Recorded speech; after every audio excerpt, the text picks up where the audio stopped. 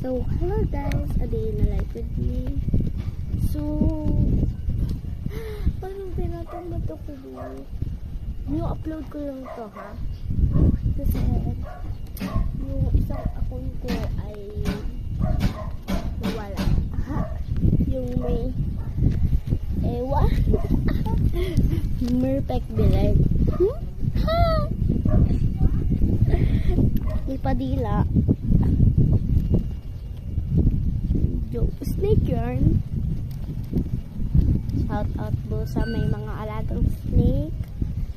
Bigyan niyo po ako. Joke. Lagi ako dumidila kasi favorite ko yun. Sorry, ang dami.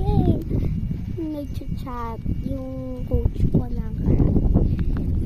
Mamaya ako yung magkakarate. Mamaya. Actually, dapat 4 nandito na kami. For 4:30. Pero actually maaga kami pumunta doon kasi gusto lang namin. Kasi nag-ayos pa kami ng mga ayos namin. May nag-chat na naman. Uy guys, ang daming nag-chat sa akin kasi ang ganda ko daw. Joke. So gusto na pa naman yun na ba? Magkausap ako. Alam ko madadala ko pero hindi ganyan kadaldal pagdating sa ibang tao.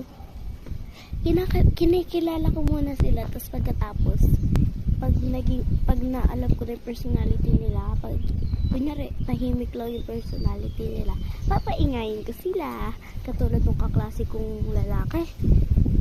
Naging seatmate ko. Kaso sobrang tahimik.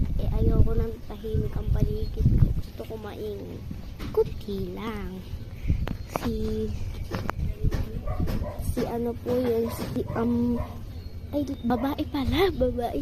Si Sophie. Kaso alam ko, personality niya tahimik. Hindi siya nakikipag-communicate sa ibang tao maliban sa akin. Sa other friend. So, kung hindi nyo pa alam ang aking username, i-search nyo. Pindutin nyo yung channel ko. So, patapos na yung video, okay? Kasi alam nyo ba, sa TikTok lang ako nagbi-video kasi tinatamad ako mag-video sa YouTube.